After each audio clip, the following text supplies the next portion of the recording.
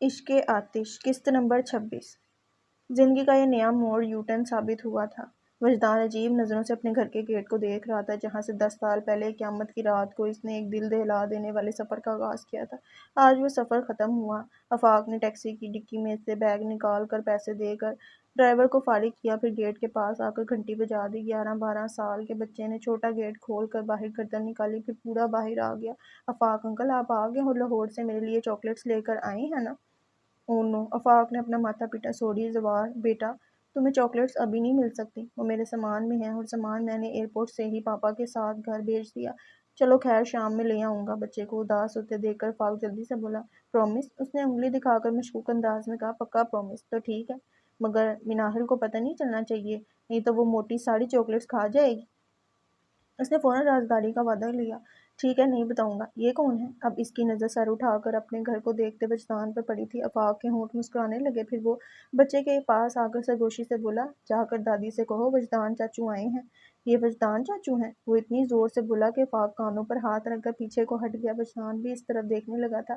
یہ سرپرائز میرے لیے نہیں ہے، اندر جا کر دادی کو بتاؤ، اور ہاں، آواز اس سے دگنی ہونی چاہیے۔ وہ کان مسلتے ہوئے کہہ رہا تھا، ارے جا نا یار۔ آفاق نے آنکھیں پھاڑ کر وجدان کو دیکھتے بچے کو زبردستی اندر کی طرف دھکیلا۔ وہ بھی جیسے ہوش میں آ گیا اور چلاتا ہوا اندر بھاگا۔ دادی دادی، وجدان چاچو آ گئے۔ اسے بھیج کر آفاق نے بیگ اٹھا کر کندھے پر رکھا، پھر جیسے بچے کی انگلی پکڑ کر وجدان سے کہا، جناب آپ کو آپ کے گھر میں آنے کا دعوت نامہ میں تو دوں گا نہیں، اس لیے خود ہی اندر آ جائیں۔ اور وہ بچے کو لیے اندر چلا گیا۔ زوار کے لاؤڈ سپیکر نے کام دکھا دیا تھا۔ عائشہ، مصطفیٰ اور انیکا آگے پیچھے تمنائی چہرے کے ساتھ برآمد ہوئی تھیں، مگر آفاق کو دیکھ کر اس کی آنکھوں کے جوت بجھ گئی۔ تبھی وجدان سر جھکائے چھوٹے گیٹ سے اندر آیا تھا۔ وہ سیدھا ہوا اور اس کے چہرے پر نظر پڑتے ہی عائشہ مصطفیٰ دیوانی ہو گئی۔ وہ تیزی سے اس کی طرف آئیں اور اسے اپنے ساتھ لپٹا لیا۔ ساون بھادوں کی طرح اس کی آنکھیں برس رہی تھیں، پھر اس کا چہرہ اپنے ہاتھوں میں لیے پلکیں جھپک جھپک کر اسے دیکھنے لگیں۔ کیسے ہو بیٹا؟ تھک چکا ہوں، اس نے دھیرے سے کہا، اور عائشہ مصطفیٰ کی ممتا امٹ آئی۔ ماں والی کہہ کر اس کا سر اپنے سینے سے لگا لیا۔ بے تحاشا اس کے سر اور شانوں کو چوم رہی تھی۔ پتہ نہیں اسے ماں کا چہرہ یاد آیا تھا یا نہیں، مگر ممتا نے اپنی پہچان کرا دی تھی۔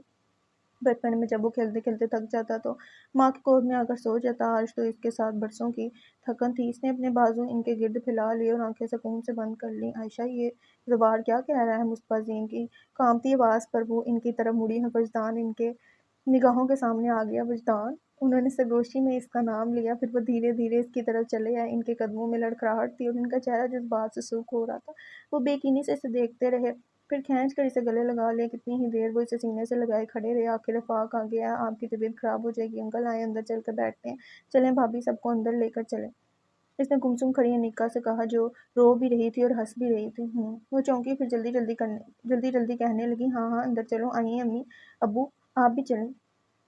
پھر وجدان کے بازو پر ہاتھ رکھ کر اس کا چہرہ غور سے دیکھتے ہوئے بولی، بہت انتظار کیا ہے تمہارا، اب آئے ہو تو دروازے پر نہ کھڑے رہو۔ سب کو بٹھا کر لاؤنج کے پنکھے چلاتی وہ خود بھی بیٹھ گئی، مگر فوراً ہی اٹھ گئی۔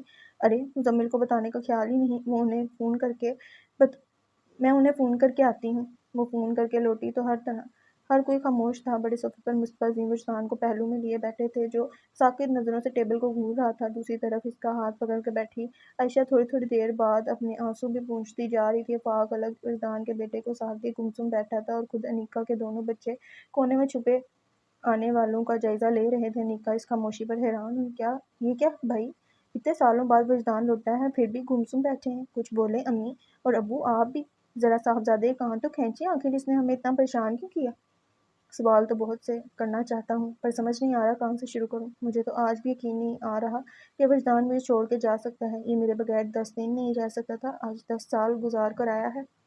میں نے 10 سال نہیں گزارے ابو، 10 سالوں نے مجھے گزارا ہے۔ ان کی بات پر وجدان عجیب سے لہجے میں بولا، کیسی باتیں کر رہی ہوں؟ عائشہ مصطفیٰ کو اس کا ٹھہرا ہوا لہجہ خوفزدہ کر رہا تھا۔ کچھ تو ماں باپ کا خیال کرو وجدان، تم نے پہلے ہی بہت دکھ دیے ہیں۔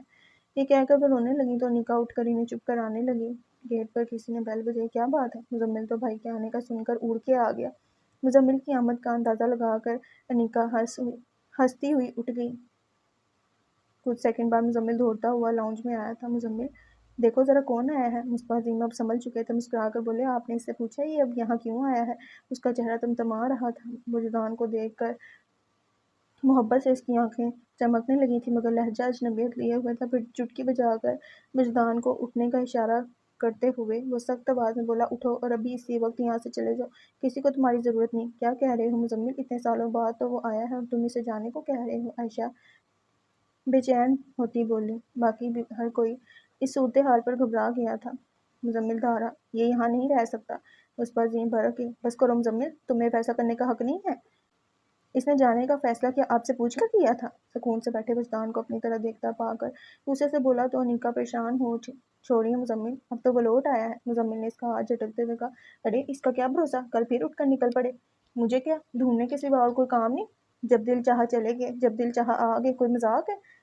دل اس کا، محبت اس کی، جذبات اس کے، باقی ہم سب تو بے حس ہیں۔ بولتے بولتے وہ ایک دم آنکھوں پر ہاتھ رکھ کر پلٹ گیا، پھر ایک دم مڑا اور وجدان کو بازو سے پکڑ کر اٹھاتے ہوئے اپنے بازو میں جکڑ لیا۔ اس نے دیکھا اس کی پلکیں نم ہو رہی تھیں، پھر وہ وارننگ دینے کے انداز میں بولا، اب اگر تم بتائے بغیر کہیں گئے تو میں تمہاری ٹانگیں توڑ دوں گا۔ اسے گلے لگائے کہہ رہا تھا، آئندہ پر کیوں چھوڑتے ہو مزمل بھائی، ابھی توڑ دیں۔ نہ ٹانگیں ہوں گی نہ کہیں جا سکے گا۔ یہ تو واقعی نہیں کرنا چاہیے، اب تو یہ ہسٹری شیئرڈ ہو گیا ہے۔ آفاق ہنس کر بولا، وجدان تمہیں کہاں ملا؟ کچھ دیر بعد جب سب نارمل ہو کر بیٹھ چکے اور نکا سب کو اسکوائش سرو کرنے لگی تو مزمل نے باتوں کے دوران آفاق سے پوچھا۔ آفاق گلاس ٹیبل پر رکھ کر صوفے پر آگے ہوتے ہوئے کہنے لگا، آپ کو پتہ تو ہے میں لاہور گیا ہوا تھا، وہاں لاہور ہائی کورٹ میں پاپا کسی چودھری نواز کے حق میں کیس لڑ رہے تھے، جن کا بارڈر کے پاس واقع گاؤں چنگ والی میں اپنے ہی گاؤں کے بارسوخ شخص کے ہاتھ زمین کے مسئلے پر تنازع چل رہا تھا۔ پاپا کی طبیعت پچھلے دنوں کافی خراب رہی تھی، اس لیے جب فیصلے کی تاریخ آئی تو میں پاپا کے ساتھ چلا گیا۔ فیصلہ چودھری نواز کے حق میں ہوا اور انہوں نے خوش ہو کر پاپا کو گاؤں آنے کی دعوت دے دی۔ میں نے سوچا اچھا ہے، گاؤں کی کھلی فضا میں ان کی صحت پر اچھا اثر پڑے گا۔ 2-3 دن کے لیے پاپا کو لے کر گاؤں چلا گیا۔ وہیں مجھے وجدان ملا، پچھلے 10 سال سے گاؤں کے مولوی صاحب کے ساتھ رہ رہا تھا۔ مولوی صاحب کا ذکر کرتے ہوئے آفاق کو وجدان کے متعلق ان کی باتیں یاد آئیں اور وہ ایک ہاتھ سے پیشانی مسلسل سوچ میں ڈوب گئے۔ وجدان کا بیٹا اب تک تو چپ کر کے بیٹھا آنکھیں گھما گھما کر ایک ایک کو دیکھ رہا تھا، مگر مولوی صاحب کا نام سن کر وہ مچل گیا اور اپنی جگہ سے اٹھ کر دوڑتا ہوا وجدان کے بازو سے آ لگا۔ ابو گھر چلیں بیٹا، اب ہم یہیں رہیں گے۔ وجدان نے پیار سے سمجھایا پر وہ مانا ہی نہیں اور کہتا رہا، نہیں ابو، یہ گھر اچھا نہیں ہے، مولوی صاحب کے پاس چلیں۔ ابھی تک کسی نے بچے کی موجودگی کو اہمیت نہیں دی تھی اور اب وہ منہ بسوڑتا بچہ وجدان کو ابو کہہ رہا تھا۔ آفاق کو چھوڑ کر ہر کوئی اس طرف متوجہ ہو گیا جو ابھی تک اپنی سوچ کے تانے بانے بن رہا تھا۔ یہ تمہارا بیٹا ہے؟ مصطفیٰ عظیم حیرت کے ساتھ وجدان سے گویا وجدان نے ان کی طرف دیکھ کر کہا، ہاں، اور سب کے چہروں پر مسکراہٹ دوڑ گئی۔ ادھر آؤ میرے پاس۔ مصطفیٰ عظیم نے ہاتھ پکڑ کر بچے کو خود سے قریب کر لیا۔ ہم تمہارے دادا ہیں، ہمیں بتاؤ ابو سے کیا کہہ رہے تھے؟ مولوی صاحب کے گھر جانا ہے۔ اس کی فرمائش پر وہ بولے، تمہیں گھر پسند نہیں؟ بچے نے منہ بناتے ہوئے انکار میں سر ہلا دیا۔ مصطفیٰ عظیم مسکرا کر بولے، لیکن آپ کو یہ گھر تو اچھا لگنا چاہیے، یہ آپ کے دادا کا گھر ہے، آپ کے ابو کا گھر ہے، میرا نہیں ہے۔ بچہ کافی ہوشیار تھا، لسٹ میں اپنا نام نہ پا کر پوچھنے لگا۔ معصومیت سے پوچھے گئے اس سوال کی چالاکی پر سب ہنس پڑے تو وہ پزل سا ہو گیا۔ مصطفیٰ عظیم اسے پیار کرتے ہوئے بولے، سب سے زیادہ تو یہ گھر آپ کا ہی ہے، بلکہ صرف آپ کا ہے۔ اگر میں اور ابو تمہارا ٹھیک سے خیال نہ رکھیں تو ہمیں گھر سے باہر نکال دینا، ٹھیک ہے؟ اس کی سعادت مندی سے کہنے پر ایک بار پھر سب ہنس پڑے۔ مجھے تو اپنے پوتے سے مل لینے دیں۔ عائشہ بےتاب ہوئی جا رہی تھی، جلدی سے بول کر بچے کو اپنے پاس لا کر گود میں بٹھا لیا۔ مزمل بھی اٹھ کر ان کے پاس آ بیٹھا، بچے کو پیار کرنے لگا۔ میں تمہاری دادی ہوں اور یہ تمہارے تایا ابو ہیں، انہوں نے اپنا اور مزمل کا تعارف کرواتے ہوئے کہا۔ اگر تم ہمارے پاس رہو گے تو تایا ابو روز تمہیں سیر پر لے کر جائیں گے۔ روز؟ وہ روز کو لمبا کھینچ کر بولا، ہاں روز، زوار اور مناہل کو بھی میں روز سیر پر لے کر جاتا ہوں، تمہیں بھی لے کر جاؤں گا۔ پھر وہ اپنے بچوں سے بولا، زوار، مناہل، ادھر آؤ بیٹا، دیکھو وجدان چاچو کا بیٹا آیا ہے۔ بچے کونے سے نکل کر باپ کے پاس آگے۔ مزمل اور انیکا ان کا آپس میں تعارف کروانے لگی تو عائشہ وجدان کی طرف متوجہ ہوئی، بیٹے کو تو لے آئے وجدان، پر بیٹے کی ماں کہاں ہے؟ ان کی شوخی کے جواب میں وجدان پل بھر کو چپ سا ہو گیا، پھر آہستہ سے کہا، وہ تو اسے پیدا کر کے چھوڑ گئی۔ وجدان کی جھکی ہوئی آنکھیں، روکا ہوا لہجہ، ان سب کو جیسے سام سونگ گیا۔ ہنستے مسکراتے چہرے پل بھر میں بجھ گئے تھے۔ ماحول کے بوجھل پن کو کم کرنے کے لیے مصطفیٰ عظیم مصنوعی بشاشت کا سہارا لے کر بولے، انیکا بیٹے، بچہ لمبا سفر سے آیا ہے، ذرا اسے نہلا دھلا کر کپڑے بدلواؤ تاکہ ہمارا پوتا شہزادہ لگنے لگے۔ وہ فوراً اٹھ گئی، چلو تائی امی، نہا کر پالا پالا سا بچہ بنا دے گی۔ آپ رہنے دیں، میں نہا دیتا ہوں۔ وجدان فوراً بولتا ہوا اٹھ گیا، نکاح ہستی یہ کام عورتوں کے کرنے کے ہیں۔ وجدان نے متانت سے جواب دیا، آپ ٹھیک کہہ رہی ہیں، مگر اس کے پاس ماں ہی نہیں جو اس کے کام کرتی، اس لیے یہ سب مجھے ہی کرنا پڑتا ہے۔ اچھا چلو مجھے اس کے کپڑے تو نکال دو، میں پریس کر دیتی ہوں۔ وجدان نے آفاق کے پیروں کے پاس رکھا بیگ اٹھایا اور انیکا کی تقلید میں چل پڑا۔ ان کے جانے کے بعد مزمل نے سوچوں میں ڈوبے آفاق کو دیکھا، پھر اٹھ کر اس کے ساتھ والے صوفے پر بیٹھ گیا اور اچانک اس کی آنکھوں کے سامنے زور سے چٹکی بجائی تو آفاق ہڑبڑا گیا۔ کیوں بھائی، یہ تم دونوں دوستوں کو گم ہونے کی بیماری ہے؟ وہ چلتے چلتے گم ہو جاتا ہے، تم بیٹھے بیٹھے گم ہو جاتے ہو۔ مزمل بھائی، مجھے آپ سے وجدان کے بارے میں ایک اہم بات کرنی ہے۔ اس کے مزاح کے جواب میں آفاق سنجیدگی سے بولا، کیا بات ہے؟ مزمل بھی سنجیدہ ہو گیا۔ دیکھیں بات کچھ اس قسم کی ہے کہ آپ کو حوصلے سے سننی ہوگی۔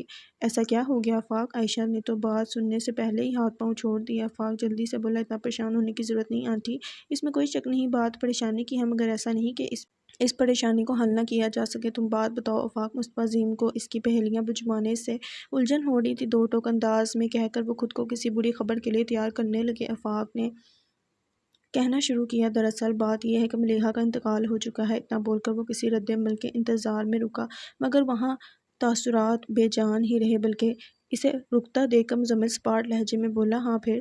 آفاق نے افسوس سے اسے دیکھا، اتنے سال بعد بھی ان کے دلوں میں ملیحہ کے لیے کوئی جگہ نہیں تھی۔ وہ اپنے افسوس کو جھٹک کر کہنے لگا، پھر یہ کہ وجدان اس صدمے کو سہ نہیں سکا اور اس کا ذہنی توازن بگڑ گیا، یا عام لفظوں میں آپ یوں سمجھ لیں کہ وہ پاگل ہو گیا تھا۔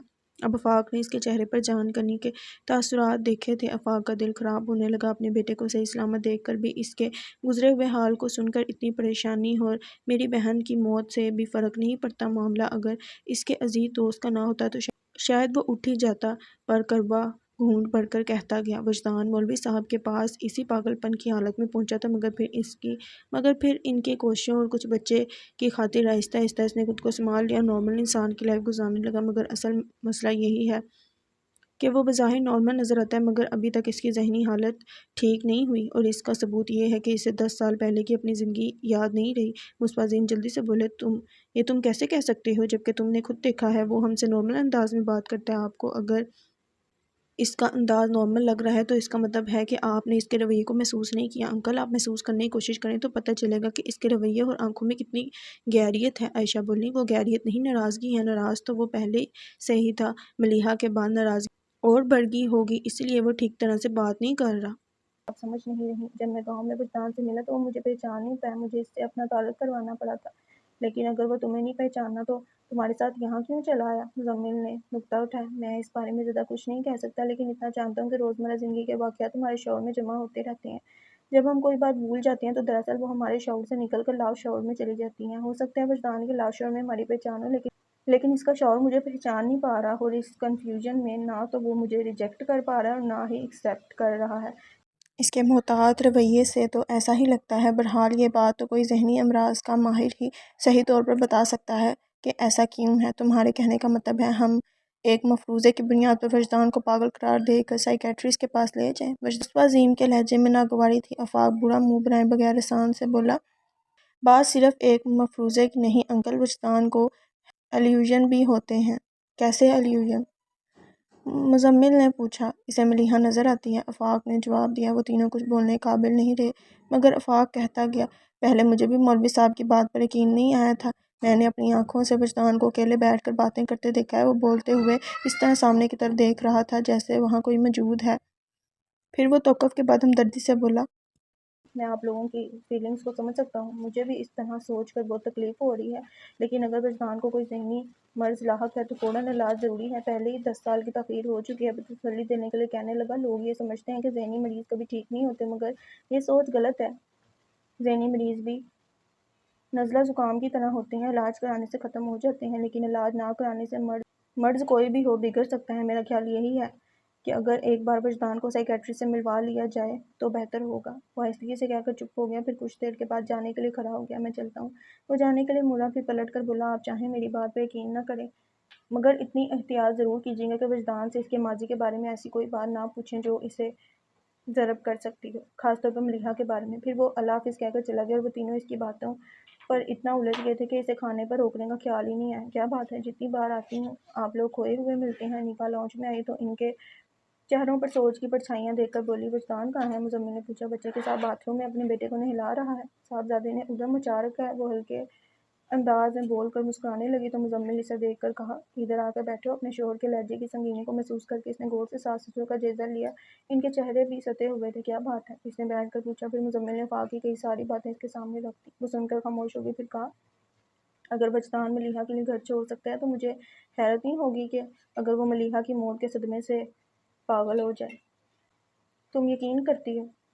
مزمل بولا۔ یقین نہ کرنے کی کوئی وجہ بھی تو نہیں۔ ملیحہ کے لیے اس کی فیلنگز کس سے چھپی ہیں؟ اور یادداشت والی بات؟ مزمل نے اب کے ذرا ٹیڑھا سوال کیا۔ وہ سوچتے ہوئے بولی، کہنا مشکل ہے لیکن میں نے وجدان میں غیر دماغی کیفیت محسوس کی ہے، مگر اس کا یہ مطلب نہیں کہ وہ یادداشت کھو چکا ہے۔ وہ چپ ہوئی تو مزمل بولا، تم سے یہ ساری باتیں کہنے کا مقصد ہے کہ تم اس بات کا خیال رکھو گھر میں ایسی کوئی بات نہ ہو جو اسے ڈسٹرب کرے۔ پتہ نہیں آفاق کا اندازہ صحیح ہے یا غلط، لیکن احتیاط کرنا بہتر ہے۔ میں خیال رکھوں گی۔ پھر مزید کہا، آپ امی ابو کو لے کر آ جائیں، میں کھانا لگواتی ہوں۔ وجدان اپنے بیٹے کے ساتھ کھانے کے ٹیبل پر آیا۔ وجدان نے پہلے بچے کو کرسی پر بٹھایا، پھر اپنے لیے کرسی کھینچ کر بیٹھ گیا۔ اس کے بعد وہ بیٹے کے پلیٹ میں کھانا نکالنے لگا تو انیکا نے اس کے ہاتھ سے سالن کا چمچہ لے کر کہا، تم آرام سے اپنا کھانا کھاؤ، اسے میں کھلا دوں گی۔ اور بچے کے لیے کھانا نکالنے لگی۔ وجدان نے اس بار کوئی اعتراض نہیں کیا اور اپنی پلیٹ میں کھانا نکال کر کھانے لگا۔ انیکا نے بس کھانا نکال کر دیا۔ اس کے بعد وہ خود ہی نوالے بنا بنا کر صفائی سے کھانے لگا۔ انیکا اس کے برابر والی چیئر پر بیٹھ گئی اور سالن کا ڈونگا اپنی طرف کرتے ہوئے اس سے بولی، باتھ روم میں تم نے ادھم مچا کر رکھا تھا، پر اب کیسے شرافت سے کھانا کھا رہے ہو؟ ابو کہتے ہیں کھانے کے وقت شرارتیں نہیں کرتے۔ چھوٹے بچے کی سنجیدگی بڑی پرلطف تھی۔ وہ مسکرا کر بولی، باتیں بڑی بڑی کرتے ہو، پر تم نے ابھی تک اپنا نام تو بتایا ہی نہیں۔ آپ نے پوچھا کب؟ مصطفیٰ عظیم کو پانی پیتے ہوئے اچھو لگ گیا۔ سنبھل کر انیکا، آخر وکیل کا بیٹا ہے۔ پھر اس سے بولے، چلو پوچھ رہا ہوں، کیا نام ہے تمہارا؟ کاکا۔ انہوں نے اس کا معصومیت بڑا چہرہ غور سے دیکھا۔ انہیں اندازہ ہو چکا تھا بچہ بہت ہوشیار ہے۔ انہیں شک ہوا وہ مذاق کر رہا ہوگا۔ کاکا تو ابو کہتے ہوں گے، اصل نام کیا ہے؟ نام تو یہی ہے۔ ہچکچا کر بولتے وہ وجدان کو دیکھنے لگا تو مصطفیٰ عظیم اس سے بولے، وجدان اپنے بچے کا نام تو بتا دو۔ وہ سوچ میں پڑ گیا، نام تو کوئی نہیں ہے۔ کیا؟ عائشہ حیران ہوگی۔ حد ہوگی وجدان، بچہ اتنا بڑا ہو گیا اور تم نے ابھی تک اس کا کوئی نام نہیں رکھا؟ کبھی خیال ہی نہیں آیا۔ وہ جذب ہونے لگا تو مزمل جلدی سے بولا، اٹس اوکے یار، نہیں رکھا تو اب رکھ لیتے ہیں۔ بلکہ ابو، میرے بچوں کے بھی نام آپ نے رکھے ہیں تو وجدان کے بیٹے کا نام بھی آپ ہی رکھ دیں۔ مصطفیٰ عظیم کھانا چھوڑ کر نام سوچنے لگے۔ شیان مصطفیٰ کیسا رہے گا؟ عائشہ بولی، ایک دم میرے پوتے کے شیانے شان۔ کیوں وجدان، نام پسند آیا؟ ہاں، شیان اچھا نام ہے۔ اسے بھی دلچسپی ہوئی۔ اس کا مطلب شیان مصطفیٰ فائنل ہے؟ مزمل نے پوچھا۔ بالکل، انیکا نے کہا تو مزمل بچے کی طرف دیکھ کر بولا، اب بتاؤ بھتیجے، تمہارا نام کیا ہے؟ اس نے ایک پل سوچا، پھر مسکرا کر بولا، میرا نام شیان مصطفیٰ ہے۔ وجدان کو کھانے میں ذرا بھی رغبت نہیں تھی، بس شیان کے انتظار میں بڑی دیر کے بعد نوالا منہ میں رکھتا اور آرام آرام سے چبانے لگتا۔ شیان کھا چکا تو اس نے بھی کھانے سے ہاتھ کھینچ لیا۔ ارے یہ کیا وجدان، تم نے تو کچھ لیا ہی نہیں۔ عائشہ ٹوک کر بولی، بس امی، اور دل نہیں چاہ رہا، ویسے بھی کچھ دیر آرام کرنا چاہتا ہوں۔ ٹھیک ہے، تو اپنے کمرے میں جا کر سو جاؤ، پھر شام میں باتیں کریں گے۔ انہوں نے خوش دلی سے اجازت دیتے ہوئے کہا، مگر وجدان کرسی سے اٹھا ہی نہیں۔ اسے سر جھکا کر سوچ میں ڈوبے دیکھ کر مصطفیٰ بولے، کیا سوچ رہے ہو؟ اسے لگا جیسے وہ جھجک رہا ہے، پھر دھیرے سے بولا، میرا کمرہ کہاں ہے؟ سب نے تم سال دیے، 10 کیوں 20 سال بھی گزر جائیں تب بھی کوئی اپنے کمرے کا راستہ نہیں بھولے گا۔ تم چلو میں بتاتی ہوں۔ انیکا نے سچویشن کو سنبھال لیا تھا۔ وجدان نے شیان کا ہاتھ پکڑا اور انیکا کے پیچھے پیچھے ڈائننگ روم سے نکل گیا۔ مزمل ہاتھ میں پکڑا نوالا پلیٹ میں رکھ کر اٹھ گیا۔ کہاں جا رہے ہو مزمل؟ پہلے کھانا تو ختم کر لو۔ متفکر سے مصطفیٰ عظیم اسے کھانے کے بیچ سے اٹھتا دیکھ کر بولے۔ مزمل نے پلٹ کر دھیرے سے کہا، ایک دوست کو فون کرنے جا رہا ہوں، اس کے تحت بہت اچھے سائیکیٹرسٹ ہیں۔ اس کا مطلب سمجھ کر مصطفیٰ اور عائشہ چپ کے چپ رہ گئے۔ پھر مصطفیٰ عظیم پست آواز میں بولے، کوشش کرنا کل کی ہی اپائنٹمنٹ مل جائے۔ مزمل نے ان کی طرف دیکھا اور فون کی طرف بڑھ گیا، ڈاکٹر سے اپائنٹمنٹ مل گیا ہے۔ مزمل نے اس کی خبر آفاق کو بھی دے دی۔ ایک وہی تو تھا وجدان کے روز و شب کا ساتھی، اسے وجدان کے بارے میں سب علم تھا۔ آفاق، تم 8 بجے تک کلینک پہنچ جانا، مزمل نے یاد دہانی کروائی۔ ضرور مزمل بھائی، وجدان کے لیے میں بھی بہت پریشان ہوں۔ مزمل نے اللہ حافظ کہہ کر فون رکھ دیا اور نظریں ایک نقطے پر مرکوز کر لیں، جیسے گہری سوچ میں ہو۔